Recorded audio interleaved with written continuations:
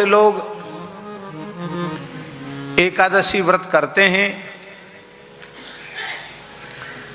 और फिर उस व्रत का जब उद्यापन कर देते हैं तो फिर व्रत छोड़ देते हैं। कहते हमने तो एकादशी का उद्यापन कर दिया। तो एकादशी इस प्रकार का व्रत नहीं है कि उद्यापन का त्याग कर दिया जाए। उद्यापन वो व्रत के संपूर्ण फल की प्राप्ति के लिए है, जिसमें हमको वर्ष भर की एकादशियों का महात्म्य एक साथ सुनने को मिल जाए, सभी एकादशियों के पूजन का अवसर मिल जाए और ब्राह्मणों का, संतों का सम्मान करने का, उनकी पूजा करने का, उनको फलाहार और उनको पारण कराने का सौभाग्य मिल जाए, यही उसका प्रयोजन है। उद्यापन भी करना, इस बहाने विशिष्ट पूजा का अवसर मिल जाता है। किंतु यदि सामर्थ्य है शरीर की तो एकादशी का त्याग कभी नहीं करना चाहिए। हमारे यहाँ धर्मशास्त्र में लिखा है एकादशी की तिथि पर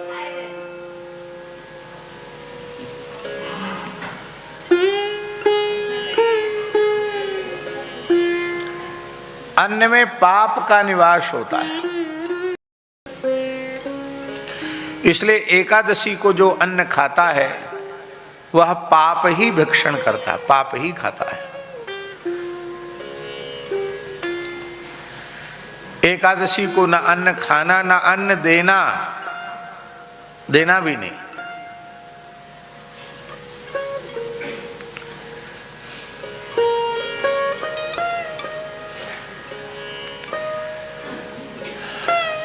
सर्वोत्तम पक्ष है कि प्रत्येक एकादशी निराहार हो। निराहार माने कुछ भी ग्रहण न किया जाए, जल भी ग्रहण न किया जाए, ये सर्वोत्तम एकादशी है।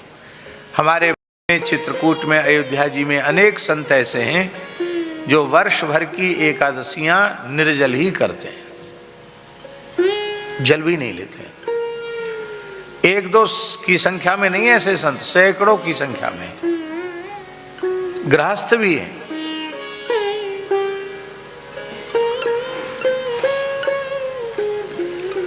यदि सर्वथा निराहार व्रत संभव न हो तो जल पी करके व्रत करे। जलाहार से भी संभव न हो तो वेद लक्षणा भारतीय देसी गाय का थोड़ा दुग्ध ले ले, दुग्ध पी करके व्रत करे। दुग्ध से भी संभव न हो तो आपके स्वास्थ्य के अनुकूल जो फल हों उन फलों को खा करके आप व्रत करें। यहां तक तो ठीक है। अब फलाहार के नाम पर बादाम का हलवा, मलाई के पुआ, लच्छेदार रबड़ी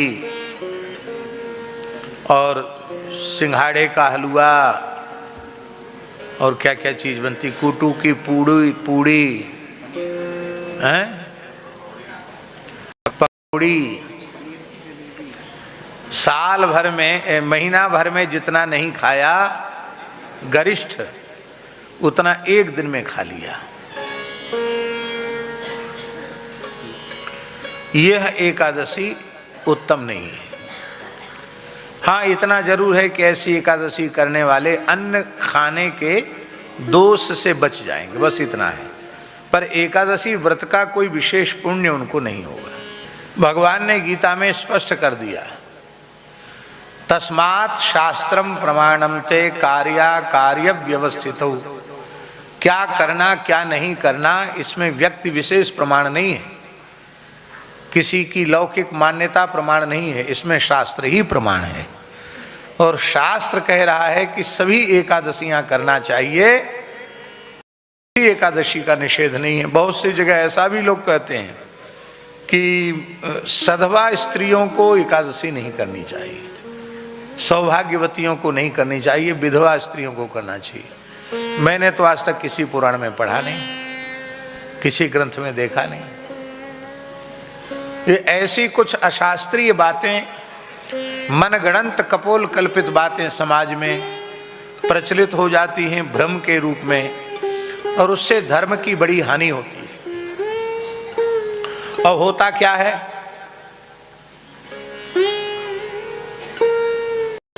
होता ये है कि एक वैश्य के यहाँ पंगत थी, प्रीति भोज। तो एक कुत्ता घूम गया उसमें पंगत में, कहीं से घुस गया। भोज भंडारे के समय कुत्ते जरूर पहुंच जाते हैं। तो पंडित जी बड़े नाराज हुए। उन्होंने कहा सब फेंकवाओ सामान। बोले कुत्ते ने छुआ थोड़ी। बोले छुए चाहे कुत्ता आ तो गया, बिल्कुल हटाओ सब सामान। वैश्य बेचारा श्रद्धावान था, उसने कहा चलो कोई बात नहीं, अब कुत्ते ही खाएंगे और क्या है। सब सामान उठवाया, सबको फेंकवा दिया। कुत्ते खाओ चाहे सुअर खाओ, कोई खाओ। दूसरी रसोई बनाई गई और लोगों ने पाया यह बात अनुचित नहीं थी। कुत्ता घूम गया तो वस्तुतः वो खाने योग्य नहीं रहा, ठीक है, इसमें हमारा कोई विरोध नहीं है। लेकिन उन्हीं पंडित जी के यहाँ उनके लड़के के ब्याह के प्रीति भोज में एक कुत्ता घुस गया उनके यहाँ भी। अब वो संयोग है, वो वैश्य भी व्यवहार के नाते वहां भोज में गया था। उसने हल्ला मचाया, कुत्ता घुसा कुत्ता घुसा। तमाम लोग हल्ला मचाने लगे, कुत्ता घुसा कुत्ता घुसा।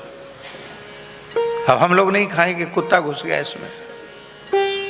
पंडित जी बोले जरूर है तो बहुत बुरी बात, कुत्ता घुस गया, हम पोथी देखते हैं।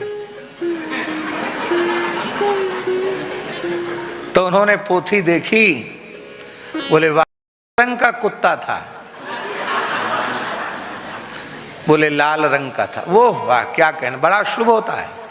लाल कुत्तम परम उत्तम।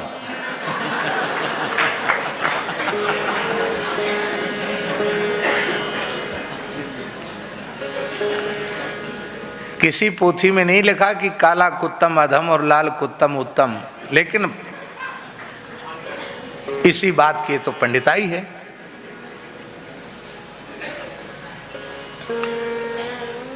आप्त प्रमाणम, आप्त पुरुषों के वचन प्रमाण होते हैं। व्यास आदि ऋषि आप्त पुरुष हैं, उनके वचन प्रमाण हैं। आप्त का लक्षण क्या है स्वामी जी? आप्त का लक्षण है रागादि वसादपि यो नान्यथा वादी स आप्तः। रागादि के अधीन होकर भी जो शास्त्र विरुद्ध बात न कहे उसे आप्त कहते हैं। जिससे स्वार्थ की सिद्धि हो रही है, वो भले ही चाहे इतना खराब है उसकी झूठी प्रशंसा करते चले जाना, ये आप्त पुरुष का लक्षण नहीं। तो अनाप्त पुरुषों के वचन ही समाज में भ्रम को उत्पन्न करते हैं। इसलिए हमें शास्त्र को ही प्रमाण मान करके जीना चाहिए। 5 वर्ष की आयु से कम जिस बालक की या बालिका की आयु है, यदि वह व्रत नहीं करता है तो उसको दोष नहीं है एकादशी व्रत का। और 90 वर्ष से अधिक आयु हो गई है किसी की और उसको एकादशी नहीं बनती है, छूट गई एकादशी, तो उसको 90 वर्ष से अधिक आयु वाले वृद्ध को भी एकादशी छूट गई, उसका दोष नहीं है। अभी एक वृद्ध आकर यहां बैठे थे, प्रदीप जी के ताऊ जी, 99 वर्ष की आयु उनकी। क्यों आपने बताया 99 वर्ष की आयु, और अभी भी वो बिल्कुल ठीक थे। कोई बात होगी चले गए, बैठने में असुविधा हो रही होगी, लेकिन इस आयु तक चल फिर रहे हैं, ये बड़े प्रशंसा की बात। तो इस आयु में पहुंचने के बाद किसी का छूट जाए तो कोई बात नहीं, अथवा किसी के शरीर में इस प्रकार की बीमारी है, कि उसे समय समय से दवाई खाने के लिए कुछ न कुछ खाना पड़ता है, तो ऐसा व्यक्ति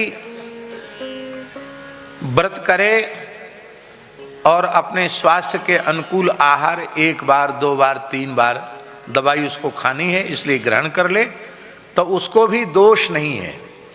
इसलिए दोष नहीं है कि उस शरीर की आवश्यकता है। एक व्यक्ति, मलुकपीठ की बात है, एक व्यक्ति उनका भगवत शरणागति संस्कार, दीक्षा संस्कार हो रहा था। थोड़े बुजुर्ग थे, 60-65 साल के ही होंगे, ज़्यादा नहीं थे। वो बैठे बैठे लुढ़क गए, एकदम गिर गए, बेहोश जैसे हो गए। तो हमको लगा क्या हो गया, सुनते सुनते भाव आ गया, ऐसा कैसे हो गया। पर उनकी जो गृहिणी थी वो तुरंत सावधान हो गई और उन्होंने कुछ घोल के पिलाया, और जैसे ही पिलाया वो एकदम ठीक हो गए। बड़ा चमत्कार भैया, क्या दवाई पिला दी?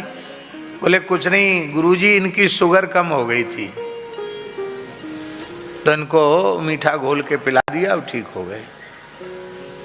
तो शुगर कम क्यों हो गई? बोले दवाई खाते हैं और यहाँ बता दिया कि जब तक संस्कार नहीं हो तब तक कुछ खाना पीना नहीं है, इसलिए इनको बेचारों को शुगर लो हो गया। तो भैया ऐसी कोई समस्या हो तो फिर शुगर की दवा लेने के लिए कुछ खाना आवश्यक है, तो जो व्रत के अनुकूल है वह खाकर के दवाई ले लेना चाहिए, पर एकादशी व्रत का त्याग नहीं करना चाहिए।